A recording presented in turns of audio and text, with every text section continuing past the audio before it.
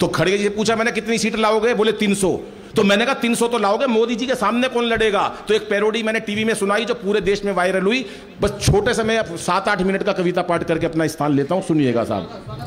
कि 2024 में पूछा उन्होंने,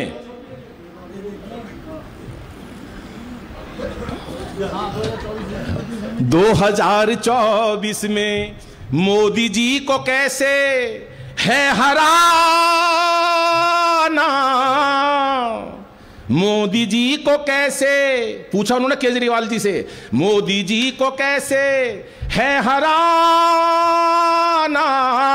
तो क्या बोले कि मुझे मत लड़ाना, मुझे मत फसाना।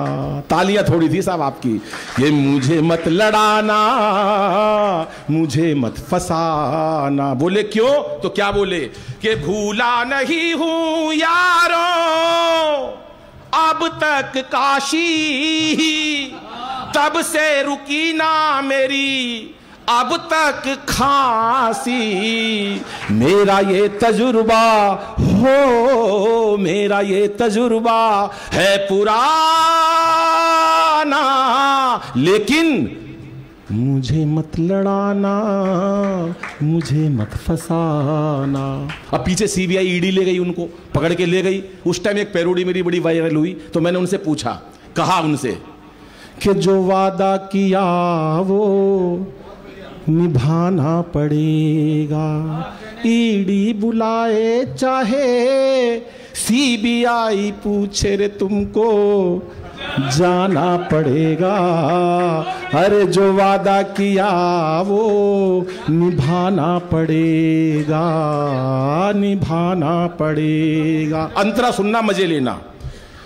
सतेंद्र ने अंदर से आवाज दी है, थोड़ी तालियां बजाई, मजा नहीं आया साहब। सतेंद्र ने अंदर से आवाज दी है, सारी प्लानिंग मिलके आपस में की है। आलाप सतेंद्र ने अंदर से आवाज दी है, सारी प्लानिंग मिलकर आपस में की है। उसी दोस्ती, अरे उसी दोस्ती का कर्जा चुकाना पड़ेगा। अरे जो पूछोगे तुमको बताना पड़ेगा, बताना पड़ेगा।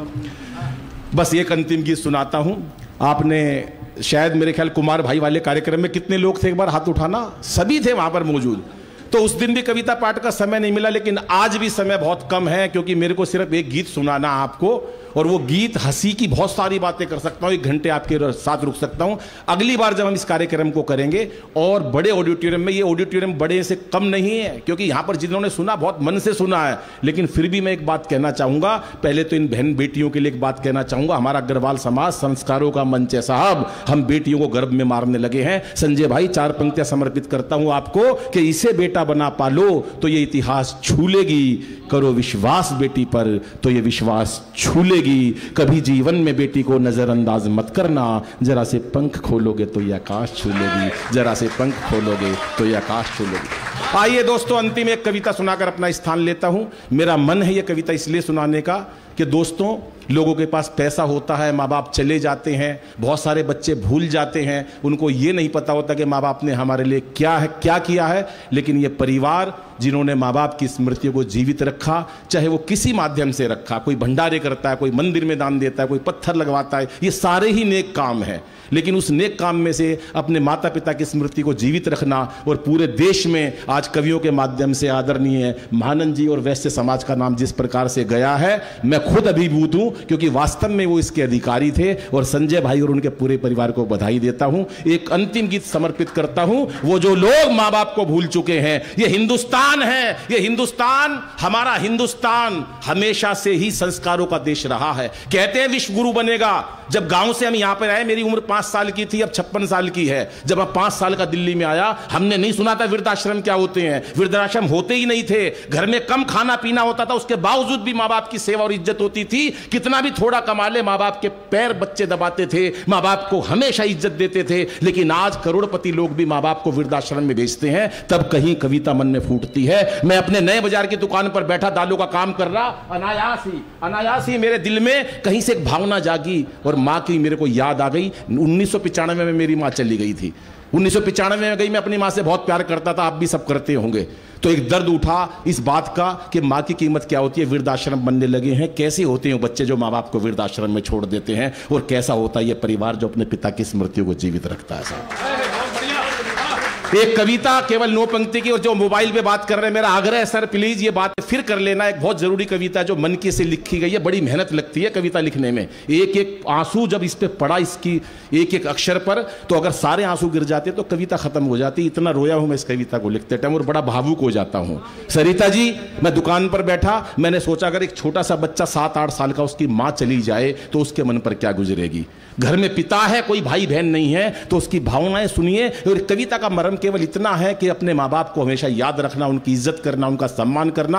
आप सभी संस्कारी हो, मैं आपको ज्ञान नहीं देता, लेकिन कहीं भी बात पहुंचेगी तो माँ बाप के प्रति एक श्रद्धांजलि होगी बाबूजी को। सुनिएगा, बैठ जा भैया, हिलना मत जरा। 3-4 मिनट की कविता है। काश मेरी भी माँ होती, वो बच्चा रो रहा है जिसकी माँ चली जाती है। काश मेरी भी माँ होती तो सपने रोज संजोती। काश मेरी भी माँ होती। अब ना किसी की आंख का तारा, अब ना किसी की आंख का तारा, कौन कहेगा राज दुलारा, कौन कहेगा राज दुलारा। अब रूठूं तो कौन मनाए, अरे मेरी गलती पर समझाए। बिन माँ बाप के बचपन सुना, बुझ गई ममता की ज्योति। काश मेरी भी माँ होती। केवल अंतिम 6 पंक्तियां। कोरोना का समय आया, लोग, हमने अपने अजीज लोग छोड़ दिए, मर गए वो लोग, चले गए जो हॉस्पिटलों में गए, जो घर में माँ बाप के पास, परिवार के पास थे, वो जीवित बच गए। कितनी बड़ी बात है साहब, ये परिवार है, ये हिंदुस्तान है जहाँ संस्कारों का देश है। बच्चे के साथ 4 बुखार हो जाता है, घर में पापा है, पापा भी अपने काम पर चले गए हैं, घर में कोई नहीं है, तो बच्चे की क्या फीलिंग हो सकती है। आप कल्पना, मेरी कल्पना है, केवल आप सोचिए साहब, सुनिएगा। बच्चे के बुखार होता तो क्या सोच सकता है वो, कि कल जब मुझको ताप ने घेरा, कल जब मुझको ताप ने घेरा, तो भर आया पागल मन मेरा, भर आया पागल मन मेरा। आंखों में उस माँ का चेहरा, वो लिटा गोद में दवा पिलाती, अरे लोरी गा कर मुझे सुलाती। मेरा मुन्ना डर ना जाए, पास मेरे वो सोती। काश मेरी भी माँ होती। मैं अपनी बहन की आंखों में आंसू देख रहा हूँ, क्योंकि जिसके दिल में सच्चा दिल धड़कता है, माँ बाप के प्रति प्यार होता है, कहीं ना कभी ये कविता सुनकर उनकी आंखें छलक की जाती है। मैंने ओमान में जब ये कविता पढ़ी तो तमाम ओमान रोने लगा, और मैं खुद इतना अभिभूत और भावुक हो जाता हूँ, क्योंकि मंच पर मेरे को ये मौका नहीं मिलता सुनाने का। मंच पर हास्य पसंद करते हैं, लेकिन आज जो समय है बाबूजी की स्मृति में कार्यक्रम है, मैं समर्पित करता हूँ संजय भाई आपके परिवार को। अंतिम 3 पंक्तियां। एक ने पूछा मेरे से, माँ बाप का फर्ज कैसे पूरा करेंगे अनिल भाई, इतनी बड़ी कविता पढ़ी आपने। मैंने कहा कभी जिंदगी में माँ बाप का कर्जा पूरा नहीं कर सकते। जिसने जन्म ही दिया, जिसका अस्तित्व ही तुम, जिसका खुद पूरा अस्तित्व ही तुम्हारा माँ बाप है, तुम उसका कर्जा कैसे अदा करोगे। बोले फिर भी इस कलयुग के अंदर क्या करें। मैंने कहा ज्यादा तो मुझे नहीं पता, छोटे छोटे 2-3 काम करो जो मैं समाज में देखता हूँ। जब भी घर से निकलो माँ बाप से बोल कर निकलो कि माँ बाप मैं काम पर जा रहा हूँ। जब वापस आओ तो 2 मिनट माता पिता के पास बैठ जाओ, उनकी आत्मा को शांति मिल जाती है। हम लोग काम पर जाते हैं, निकल जाते हैं, पत्नी से बात करके, बच्चों से बात करके, माँ इंतजार करती है मेरा बेटा आएगा, उसकी दुआओं से जिंदा बचकर हम घर आते हैं, लेकिन हम चले जाते हैं पत्नी के कमरे में। अरे माँ बाप से अगर जाते टाइम इतना बोल दो कि माँ मैं काम पर जा रहा हूँ, आप देखना आपके काम धंधे में भी बरकत पाएगी।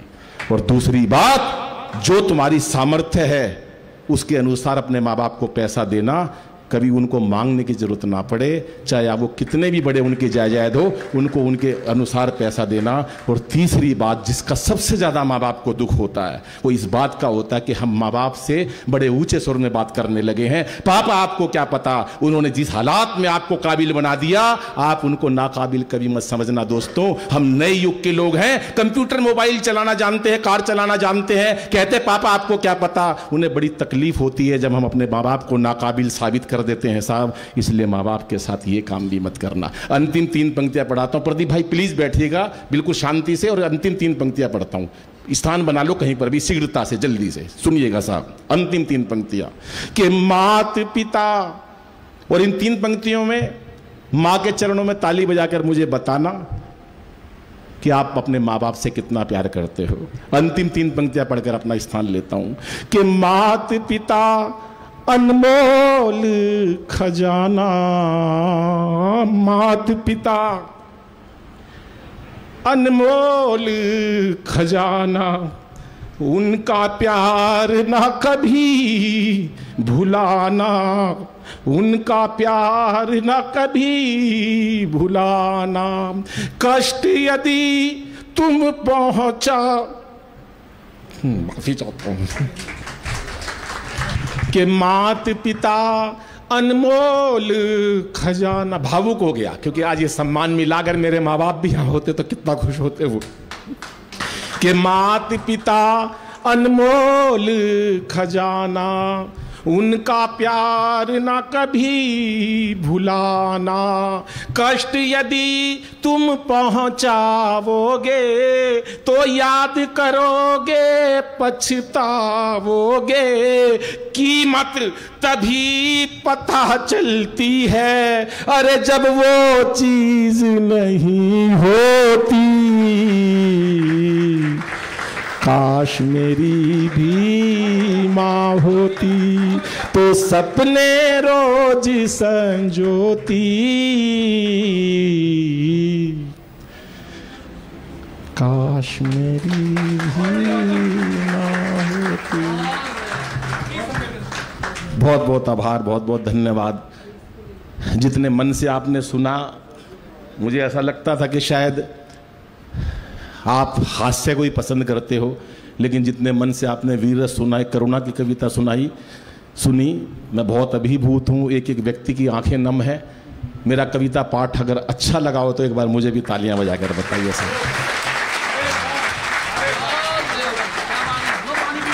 आप सभी को प्रणाम करता हूँ।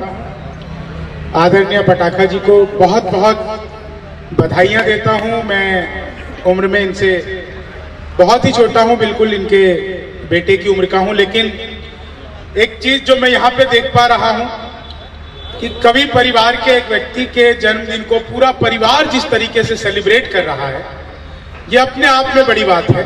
एक बार तालियां पूरे परिवार के लिए आप लोग बजाइए। आज के दौर में जहां हमें एक दूसरे का पता नहीं होता, हम एक दूसरे के घर में एक दूसरे के साथ रह रहे होते हैं, लेकिन हमें यह पता नहीं होता कि सुबह पिताजी कहाँ जा रहे हैं, बच्चा किस क्लास में पढ़ रहा है, ये तक नहीं पता होता। इस मोबाइल युग में सब चीजें बदल गई। ऐसे में परिवार इनके साथ है, परिवार से जुड़े हुए हैं, ये बहुत बड़ी बात है। मैं आप सबको बहुत बहुत बधाई देता हूँ। भाई पूरा शहर सेलिब्रेट कर रहा है उनके जन्मदिन को। विधायक जी यहाँ बैठे हुए हैं, आदरणीय राजा जी। मैं चाहता हूँ एक बार जोरदार तालियां पूरे सदन से उठे। कौन सी पार्टी से विधायक है?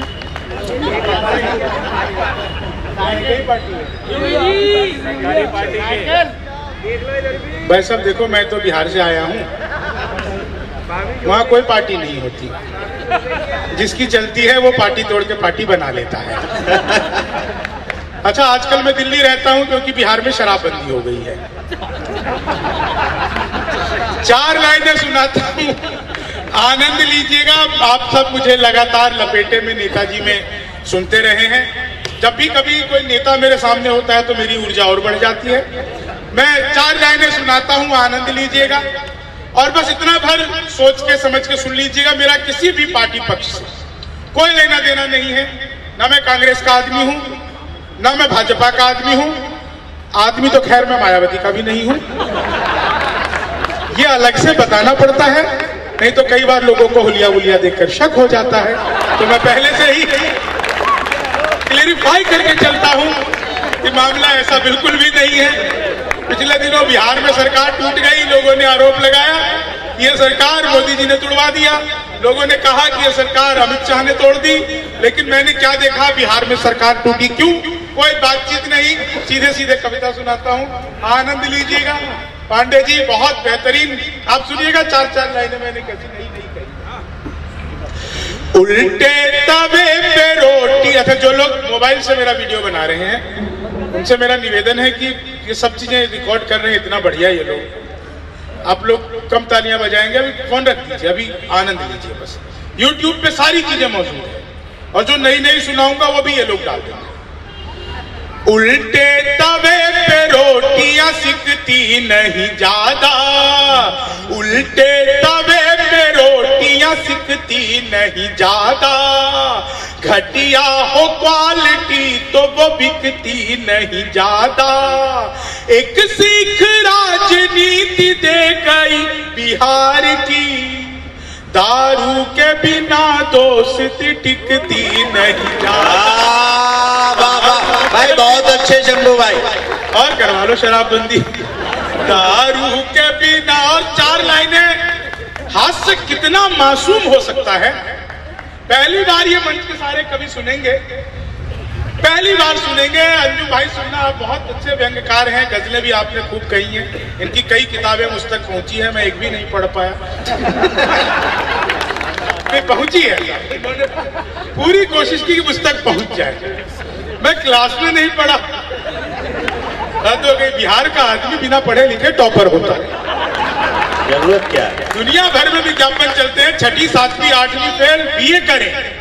हमारे बिहार में विज्ञापन चलता है 6ठी 7वीं 8वीं फेल उप मुख्यमंत्री बने। तो हमारा तो कोई मुकाबला नहीं है साहब।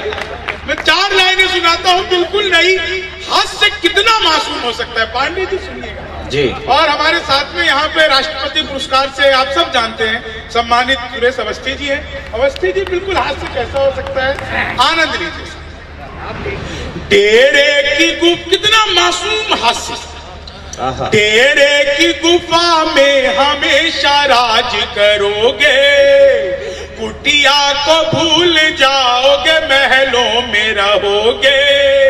मिलकर के हनी प्रीत आशाराम से बोली, मिलकर के हनी प्रीत आशाराम से बोली, बाबा जी आप क्या मेरे पापा जी बनोगे। बाबा बहुत अच्छे शंभू भैया। और 4 लाइनें यहाँ पे आदरणीय पटाखा जी हैं। पटाखा जी, आपने मुझे अलीगढ़ बुलाया, मैं आपका बहुत बहुत धन्यवाद करता हूँ। मैं चाह कर भी आपको दिल्ली नहीं बुला सकता, वहां पटाखे पर बैन लग गया है। मैं चाह कर भी नहीं बुला सकता साहब। आप सुनिए 4 लाइनें पटाखों से मुझे याद आ गया। कैसा ये, अच्छा बहुत दिनों बाद मैं ऐसा प्रोग्राम देख रहा हूं जिसमें महिलाएं भी हंस रही हैं।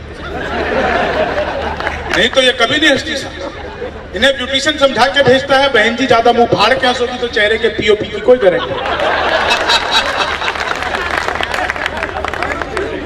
4 लाइनें बिल्कुल नहीं। आनंद आएगा आप लोगों को। हास्य व्यंग्य का कवि हूँ। अच्छा, उत्तर प्रदेश की जमीन पर हूँ, इसलिए 4 लाइनें आप और सुनिए जी। स्वागत। उत्तर प्रदेश में कमाल है। क्या हुआ, उत्तर प्रदेश में चुनाव हुए, उसके परिणाम आप सबके सामने थे, लेकिन मैंने उसको कैसे किया। टीपू हवा साइकिल में भराते ही रह गए, टीपू हवा साइकिल में भराते ही रह गए, माया के हाथी पूछ हिलाते ही रह गए, नेताजी रूठे भाई मनाते ही रह गए, राहुल राहुल जी कुंवारे थे कुंवारे, राहुल जी कुंवारे। और आप सबने बार बार सुना होगा 56 इंच का सीना। विधायक जी सुनिए, चेहरे पे एक रुआब नया चढ़ ही जाता है, इतिहास में मुकाम नया गढ़ ही जाता है। शादी के बाद बीवी अगर साथ ना रहे, शादी के बाद बीवी अगर साथ ना रहे, सीने का नाप इंच इंच बढ़ जाता है। वाह वाह वाह वाह वाह भाई, क्या बात है। और अगली 4 लाइनें आपको सबसे ज्यादा आनंद देंगी, क्योंकि हमारे यहाँ शराब बंदी है, आपके यहाँ कबाब बंदी है। नहीं, सच बता रहा हूँ साहब, हमारे कवि मित्र ने एक बहुत बढ़िया बात कही कि आजकल तो लखनऊ में चिकन के नाम पे कुर्ते ही मिलते हैं। 4 लाइनें सुनाता हूँ, आनंद लीजिएगा। और ये बिल्कुल नई लाइनें हैं, आप लोग जितना आनंद से सुन रहे हैं, मुझे अपनी बिल्कुल नई नई लाइनें याद आ रही हैं। आजकल स्वच्छता अभियान बहुत जोरों पर है, स्वच्छता अभियान बहुत लोग सफाई करने में लगे हुए हैं। 4 लाइनें सुनिए, आनंद लीजिए। मैं एक व्यंग्य का कवि हूं और ये अंतिम 4 लाइनें मैं अशोक अंजुम जी को इसलिए सुनाता हूं क्योंकि आज इनका पटाखा सम्मान भी हो रहा है। पटाखा सम्मान का एक ही मतलब है साहब, आपकी उम्र चाहे 100 साल हो जाए, आपका परिवार आपके साथ जुड़ा रहेगा। वाह वाह, सम्मान आपको मिल रहा है साहब, बहुत बड़ी बात है साहब, क्योंकि ये कलयुग का जमाना है। आज के टाइम पे तो सगी पत्नी से सगा पुत्र हो जाए, ये बड़ी बात है। सच बात है, जमाना बदल गया है। 4 लाइनें सुनाता हूँ, आनंद लीजिए। व्यंग्य की लाइनें हैं, आपको आनंद आएगा। हाथों में झाड़ू, कांधे पे गमछा लिए हुए, चेहरे पे एक और ही चेहरा लिए हुए, नेताजी अभी आएंगे सफाई करेंगे, स्वागत में हम भी हैं खड़े कचरा लिए हुए। स्वागत में हम भी हैं, सेल्फी स्टेटस बन गया सर। मैं जिसके लिए मन में था श्रद्धा लिए हुए, कल चौक पर मिले वही अद्दा लिए हुए, करते रहे ताउम्र जो जंगल का सफाया, मंत्री बने फोटो छपी पौधा लिए हुए। 4 लाइनें और सुनिएगा, आप लोग सचमुच बहुत बेहतरीन सुन रहे हैं। बाबा जी ने हमें तरह तरह का अनुलोम विलोम सिखाए, एक आसन बाबा जी ने नहीं सिखाया। आपको लगे कवि जी ने बाबा जी से बिल्कुल सही आसन की डिमांड की है, आप लोगों तक बात पहुंच जाएगी, आप आनंद लीजिए। बाबा जी ने हमें कौन सा आसन नहीं सिखाया।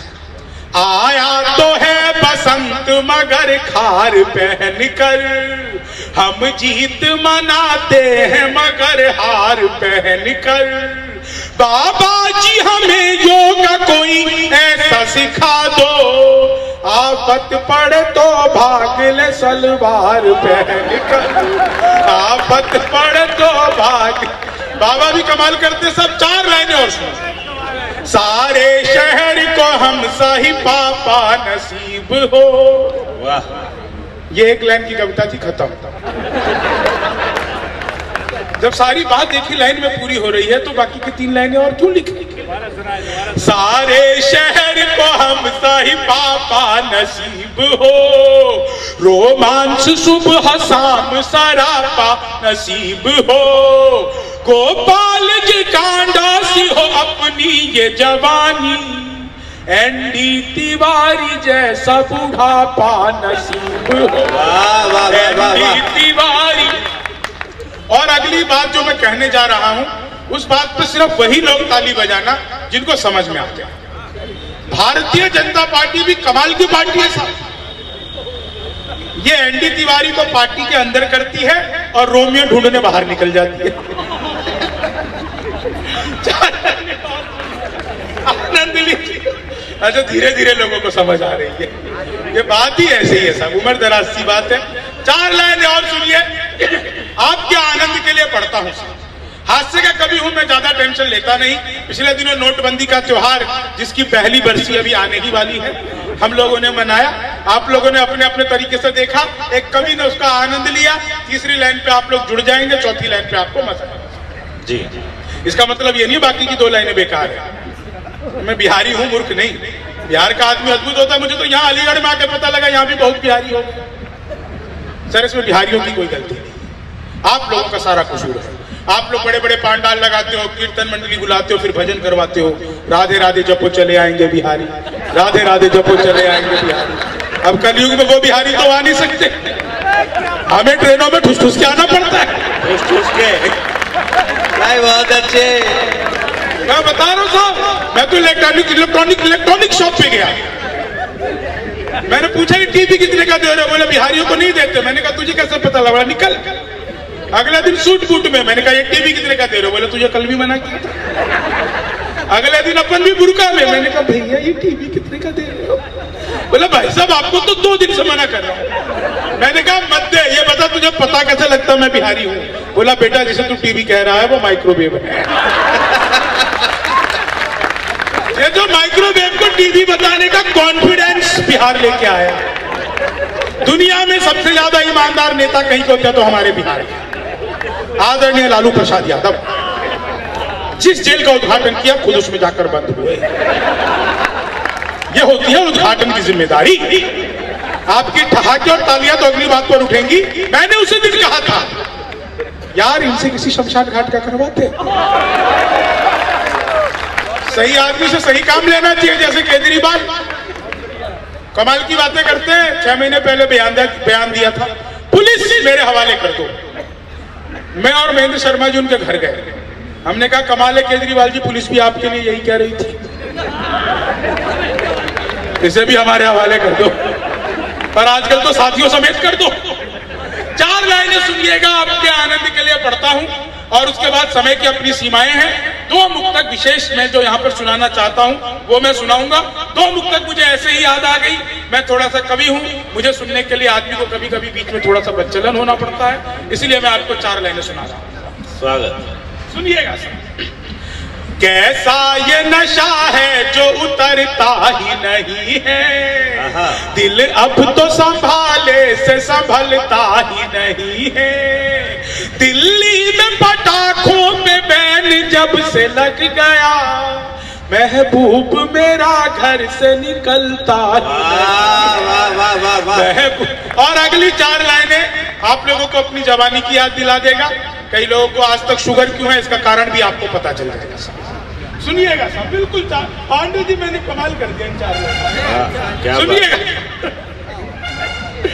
उसके तराने मुक्तकों में गुनगुना रहा, आंखों को ख्वाब अब भी उसी के दिखा रहा।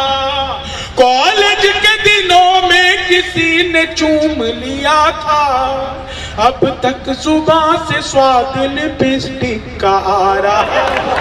अब तक, अब पता चला तुम्हें शुगर क्यों है। अब तक अच्छा, नोटबंदी की बात मैं कर रहा था, मुझे याद आ गई साहब। नोटबंदी का देखो मैंने कैसे देखा। सरकार से जो खाई है वो चोट बदलते, दिल में जो छुपी है वही एक खोट बदलते। मुद्दत के बाद बैंक की लाइन में मिली वो, मुद्दत के बाद बैंक की लाइन में मिली वो। अब इश्क लड़ाते कि यार नोट बदलते, अब इश्क लड़ाते कि यार दुनिया की मीडिया में जो हर जाई हो गई। क्या कांग्रेस थी जो भाजपाई हो गई। नोटों पे चिपके गांधी यही सोच रहे हैं, ऐसी भी क्या सोनम से बेवफाई हो गई, ऐसी भी क्या। और अगली 4 लाइनें आप लोगों ने पिछले दिनों देखा होगा कि आंध्र प्रदेश में एक सांसद खड़े हुए और उन्होंने कहा कि आप मेरे भेजे पर बंदूक रख दीजिए तो भी मैं वंदे मातरम नहीं कहूंगा। आप सबने देखा होगा, इसको टीवी पर देखा होगा। उन्होंने यहां तक भी कहा कि आप मुझे पाकिस्तान भेज दीजिए तो भी मैं वंदे मातरम नहीं कहूंगा। मैंने कहा वो तो पहले से नहीं बोलते, तुम्हें क्या जरूरत है वहां भेजने की। अच्छा देखिए, मेरा सिंपल सी बात है, आपको नहीं बोलना है मत बोलिए। आपको लगता है आपकी चेतना, आपका मजहब इसकी इजाजत नहीं देता, आप मत बोलिए, लेकिन आप चुनौती देकर क्या करना चाहते हैं? मैंने 4 लाइनें कही, आप लोगों का आशीर्वाद चाहिए, मंच का आशीर्वाद चाहिए, सुनिएगा। सुर से फटक गए हैं जो भी तान काट दो, देते जो उल्टा सीधा है बयान काट दो, परहेज जिसे वंदे मातरम से हो यहाँ, उसकी सजा यही है कि ज़बान काट दो, सजा यही है कि। और अगली 4 लाइनें पढ़कर मैं अपना स्थान लेता हूं। कश्मीर की समस्या का समाधान आप लोगों को बार बार बताया गया कि हम ये कर देंगे, धारा 370 खत्म कर देंगे, पता नहीं क्या क्या किया गया। मैं 4 लाइनों का समाधान पढ़ता हूं, आप मुझे अब जगह दीजिएगा। कश्मीर की समस्या का समाधान क्या हो सकता है? आप लोगों ने देखा होगा हमारे सैनिकों के साथ आए दिन कितनी बदतमीजी की जाती है, उनके ऊपर पत्थर फेंके जाते हैं, उनके हेलमेटों पे ठोकरें मारी जाती है। वो अपनी सीमाओं में रहकर बंधे रह सकते हैं। मैं कवि हूं, मैं बिल्कुल बंधा नहीं हूं। 4 लाइनें सुनिएगा, आनंद। स्वागत भैया। आध्यात्म और शौर्य एक साथ बिठा दो, आध्यात्म और शौर्य एक साथ बिठा दो, वो डाल डाल है तो बात बात बिठा दो, तो दिन में ही आतंक मांग जाएगा पानी, तो दिन में ही आतंक मांग जाएगा पानी, कश्मीर की कुर्सी पे योगी नाथ बिठा दो, कश्मीर की कुर्सी पे योगी नाथ बिठा दो। आप सबका बहुत बहुत आभार, धन्यवाद, जय।